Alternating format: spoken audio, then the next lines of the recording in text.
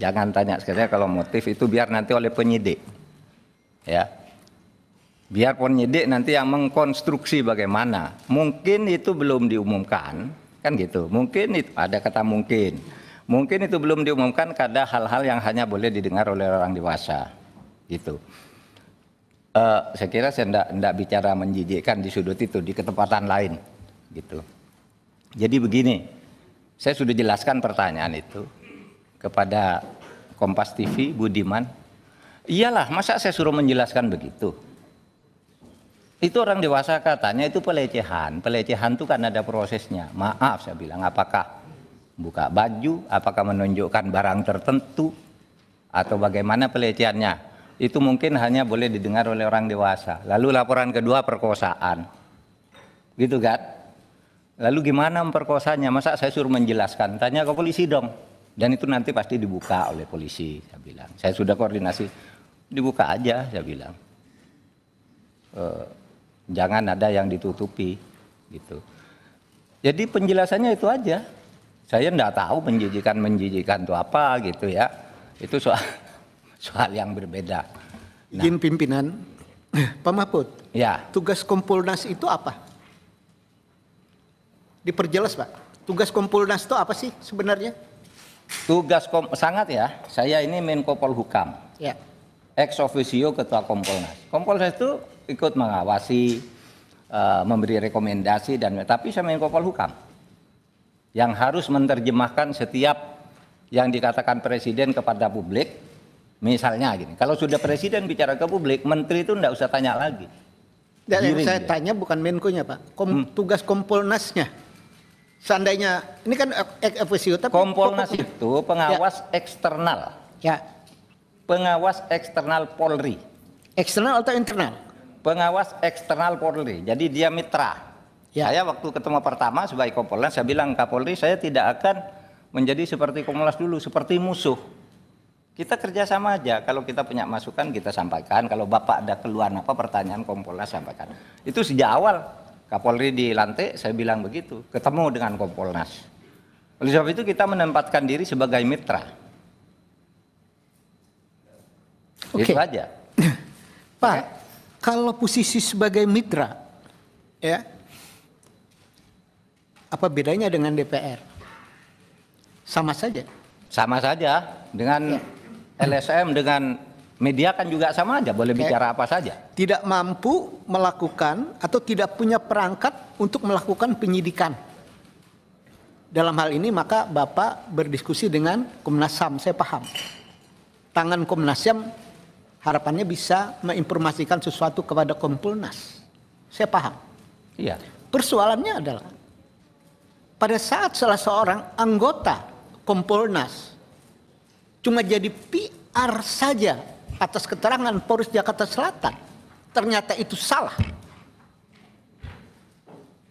Ini kan luar biasa. Iya. Nah, luar biasa inilah dalam catatan sebenarnya Kompolnas ini perlu enggak? Oh terserah Bapak kan yang buat Kompolnas ada ini. Iya, yang saya kan tanya. DPR yang buat. Iya, Kalau mau menurut saya, kalau bubarkan kapasitasnya aja. cuma jadi juru bicara, iya. Seperti itu ya tidak perlu ada Kompolnas. Ya silakan Pak. Nanti disimpulkan aja habis rapat ini. Oh iya, nanti kita simpulkan. Terserah aja. Ya makanya kita panggil Bapak dalam rangka apakah Kompolnas diperlukan untuk melakukan pengawasan eksternal kepolisian. Ternyata kenyataannya ya cuma juru bicara, ya tidak punya tangan untuk melakukan penyidikan, atau ada pengalaman yang perlu Pak Mahfud ceritakan. Sementara ini ada enggak masukan, catatan itu direspon positif oleh kepolisian? Banyak kasus. Pak. Banyak. Contoh. Oke, kasus KM50 gimana Pak? Bapak pernah bikin catatan itu kepada kepolisian? Saya pernah kirim surat langsung. Ya jawabannya apa? Itu urusan Kapolri. Saya pernah, saya sebagai Menko Polhukam atau Kompolnas. Tidak ada jawaban ini apapun, hasil nggak penting penyelidikan ya, tindak lanjuti resmi Pak, tertulis Pak. Ada tindak lanjut nggak boleh dong? Ya boleh. Enggak, ada kalau tindak soal lanjut nggak Pak? implementasi di Polri jangan salahkan saya. Yo tidak disalahkan Pak. Kita ini kan bernegara. Yang saya tanya adalah tugas Bapak itu direspon nggak? Kalau tidak direspon maka benarlah tidak perlu ada Kompolnas. Kalau direspon, berarti ada Kompolnas. Polri semakin maju, kan begitu Pak? Kita Ya, kan silakan. bernegara Pak, Silakan bukan aja menang-menangan. dinilai, Pak. Jadi jangan menang-menangan Pak. Saya menggali ini dalam rangka untuk kepentingan yang saya paham untuk bernegara. Kalau surat-surat Kompolnas tidak dilayani sama kepolisian, buat apa Kompolnas ada? Kan begitu Pak harusnya. Iya. Ini catatan saya nih. Pimpinan, terima kasih. Terima kasih Pak Desmond. Pak Mahfud, sebelum dilanjuti, karena tadi perdebatan antara Pak Desmond bertanya tentang Kompolnas, ini kan masalah jadi melebar kemana-mana. Yang kita inginkan adalah masyarakat secara total melihat kondisi ini. Sepertinya negara ini hanya fokus kepada tersangka Ferdy Sambo. Sedangkan urusan lain banyak sekali negara ini. Saya sudah sampaikan di media sosial untuk berhenti bicara terkait dengan perkara Ferdy Sambo, tapi prosesnya silakan dilanjutkan. Tapi tidak menjadi opini publik. Nah mungkin Pak Menko yang selaku juga sebagai ketua ex officio Kompolnas. Pak Ketua, Sebentar dulu, sebentar. Nanti kalian boleh menanggapi hal langsung kepada Pak Mahfud. Interupsi Pak Ketua, bukan menanggapi. Saya hanya mengatakan gini Pak Ketua, banyak hal yang ingin kita gali. Kasih kesempatan dulu Kompolnas untuk menguraikan. Ya, ini makanya ini akan saya sampaikan terkait dengan apa yang menjadi pertanyaan kita semua. Ini kan jadi kita bertanya nih kepada Pak Mahfud terkait dengan tweetnya yang sebelumnya. Ada LPSK, ada Komnas HAM. Teman-teman silakan tanya nanti. Ini terbuka. Cuman saya selaku pimpinan saat ini ingin menyampaikan Pak bahwa Republik ini jangan menjadi isu nasional gara-gara tersangka Ferdy Sambo dan istrinya. Teman-teman silakan nanti pada saat Pak Mahfud bicara tanggapin silakan. Baik. Silakan. Izin Tidak ketua, ada izin hambatan apapun. ketua. Interupsi ketua.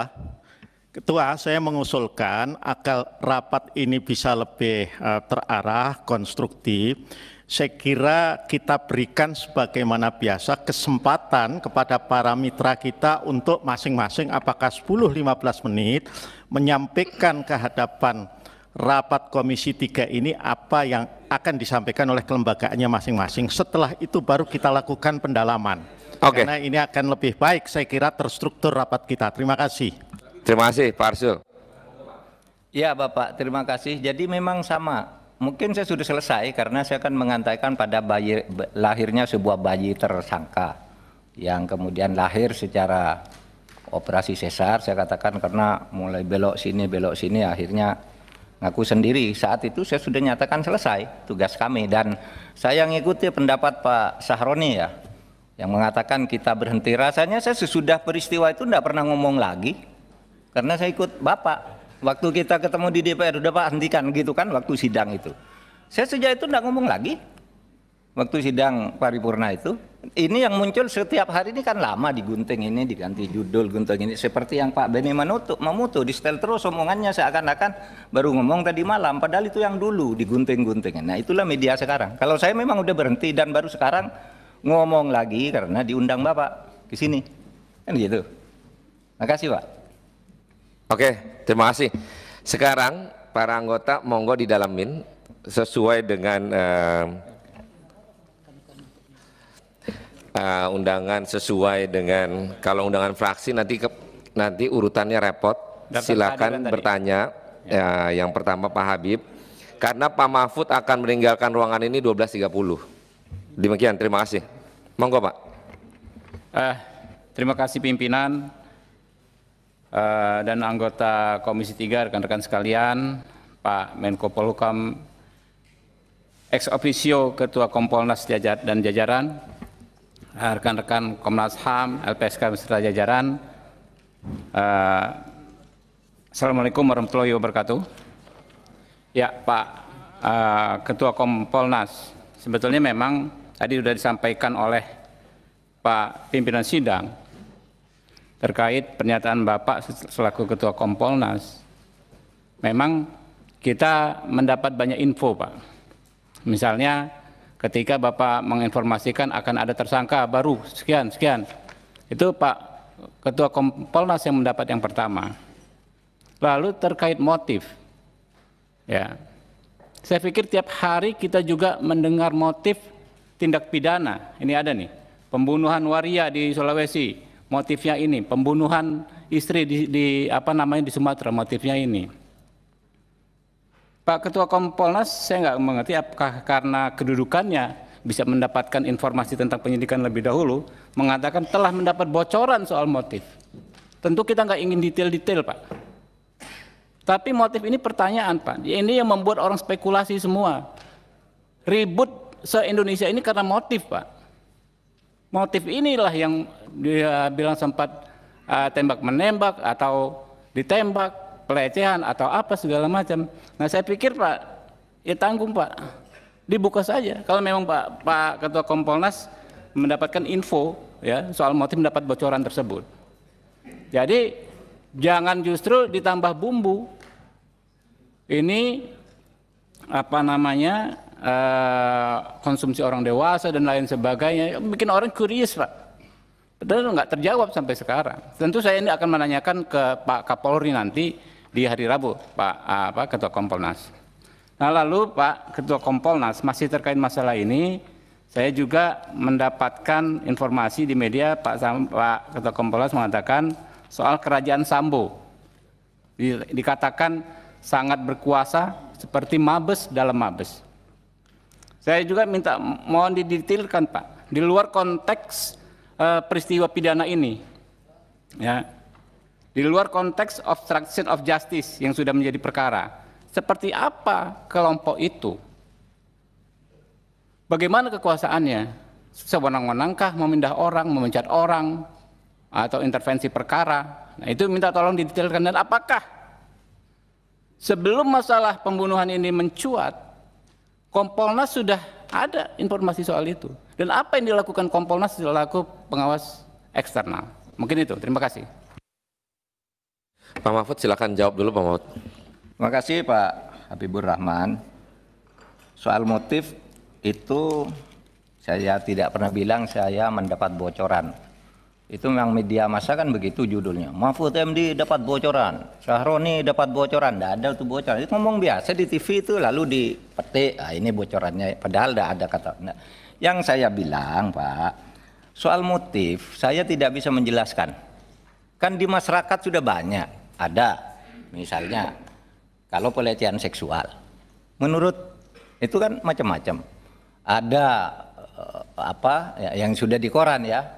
Cinta segi sekian, ada katanya perkosaan di Magelang. Nah, itu banyak sekali, biar nanti polisi yang mengkonstruksi lah mana yang benar, mana yang tidak, gitu aja. Saya tidak pernah mendapat bocoran tentang itu, bicara soal bocoran. Kemudian yang pertama itu apa tadi? Yang kedua soal motif, lalu yang ketiga soal gini, kalau kerajaan Sambo itu saya melihat dari apa yang saya katakan, psikostruktural atau psikohierarkis. Jadi ini masukan-masukan yang diterima oleh Kompolnas, oleh para senior Polri, mantan Kapolri dan sebagainya datang, Pak, ini terlalu besar tuh kekuasaannya. Karena apa? Dia sebagai kepala Divpropam menguasai 3 bintang 1, tapi semua bintang 1 itu diperintah untuk menyelidiki oleh ini. Hasil penyelidikannya diteruskan enggak oleh ini gitu. Lalu nanti kalau sudah diselidiki, pemeriksaannya oleh ini, persetujuan ini. Apakah ini hukuman juga, ini juga yang menentukan. Sehingga itu ada usul resmi dan itu nanti saya sampaikan secara resmi. Ya nggak usah ribut-ribut, ngubah undang-undang lah, bikin kementerian lah. Ini aja nih kuncinya untuk menghilangkan psikostrukturalnya itu. Sekarang dibuat seperti lembaga kekuasaan pemerintahan itu, antara yang mengatur, yang memeriksa pelaksanaan dan yang menghukum itu dipisah aja gitu. Dan itu resmi Pak usul. Makanya itu yang saya katakan, ya itu terlalu banyak sehingga menjadi seperti kerajaan gitu. Ada Mabes di dalam Mabes, kalau anu tuh gitu ceritanya nih, kalau para orang-orang senior itu. Ini loh Pak, dia punya bintang 2, tapi sini 1, 1, 1, 3, berarti 5 dia gitu. Ilustrasinya ya, ilustrasinya. Dan itu yang terjadi kan, ke dalam kasus ini kan yang terjadi kan, tidak bisa dibuka kasus itu sebelum bintang-bintang itu diserahkan dari itu. Kalau enggak kan kita masih terpaku pada skenario tembak menembak. Kalau tidak ada penyelesaian secara itu. Sekarang udah diselesaikan oleh Polri. Itu aja kalau saya jawabannya. Nah, kalau mengumumkan tadi yang pertama, Pak, jadi gini, saya tidak mengumumkan lebih dulu sebenarnya kan Polri malamnya sudah mengumumkan bahwa ada 2 ditangkap, 2 tersangka, tapi yang diumumkan 1. Yang 1, yang sopir itu diperiksa dulu, tapi udah tersangka kan. Kapolri kan sudah mengklarifikasi kan Kapolrinya waktu mengumumkan Sambo tersangka itu. Memang kemarin sudah 3 tersangka, sekarang yang 1 diumumkan. Sekarang kan saya bilang tersangka, tidak mengumumkan namanya siapa, alamatnya di mana, saya bilang sudah tersangka. Dan itu pun sekilas saja sebenarnya. Saya baru ketemu rapat dengan Presiden di istana itu. Sudah berapa Pak? Udahlah, sudah serahkan Polri aja tersangkanya. Udah berapa? 3. Terus saya masuk mobil, cuma bilang 3 aja. Gitu. Izin pimpinan, tadi soal kerajaan Sambo tadi Pak Ketua Kompolnas, di luar konteks kasus pembunuhan dan obstruction of justice, adakah Kompolnas pernah mendapatkan informasi soal kerajaan ini? Informasi itu sama dengan yang di luar, tidak bisa diverifikasi. Oleh sebab itu saya tidak pernah nyebut soal judi, soal narkoba, saya menolak. Itu kan sama dengan yang cat yang di luar itu, kita kan Polmas nggak pernah bicara itu dan selalu menolak. Karena itu kita tidak punya buktinya, biar diselesaikan sendiri di dalam. Saya dari kasus inilah bisa disimpulkan oleh Kompolnas yang soal kerajaan itu di kasus ini, khusus di kasus ini. Iya, khusus di kasus Brigadir Joshua. Terima kasih. Karena tidak bisa meriksa kita Pak. Sebelum kita minta pindah dulu, baru ngaku kan sudah dipindah. Di kasus ini maksud saya gini loh Pak. Ngaku. Kan memang ini dia, kan saya dapat banyak diagram nih Pak sekarang, berbagai macam diagram. Ya. Saya enggak pernah. Ini segala macam yang ingin kami dalami selaku Komisi 3 Pak Mahfud adalah apakah di luar masalah ini ada masalah yang lebih besar, gitu kan? Apakah Kompolnas sudah mendeteksinya di luar kasus pembunuhan dan obstruction of justice ini soal Mabes, dalam Mabes, soal kerajaan ini? Mungkin itu Pak. Ya, yang dibicarakan secara resmi di Kompolnas belum ada, cuma ini. Kalau saya harus informasikan di sini harus rapat dulu. Terima kasih Pak Ketua Kompolnas. Lanjut Pak Suding, silakan. Baik, makasih pimpinan Bapak Ibu anggota Komisi 3, Ketua Kompolnas Saudara Mahfud MD, Nasam dan LPSK. Assalamualaikum warahmatullahi wabarakatuh. Selamat siang dan salam sejahtera untuk kita semua.